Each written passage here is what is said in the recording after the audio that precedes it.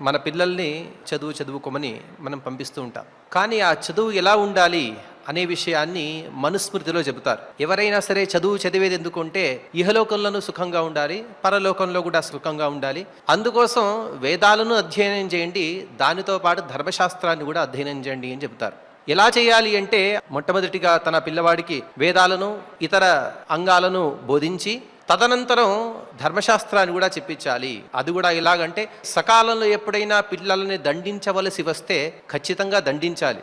నేను ఒక్కసారి కూడా పిల్లల్ని తిట్టను, లేకపోతే కొట్టను, వారికి అల్లారుబుద్దగా నేను విద్యను చెప్తానంటే అది కుదరదు. ఎందుకంటే శాస్త్రం చెబుతారు, వారు ఎప్పుడైనా తప్పులు చేసినటువంటి సందర్భంలో దండిస్తే మరొకసారి వారు ఆ తప్పులు చేయకుండా సన్మార్గంలో ఉంటారు. కాబట్టి వారు తప్పు చేసిన సమయంలో మరీ కఠినంగా కాకుండా వారి తప్పు వారు తెలుసుకునే విధంగా మనం దండించి పిల్లలకి ధర్మశాస్త్రాన్ని చెప్పాలి అని చెబుతారు.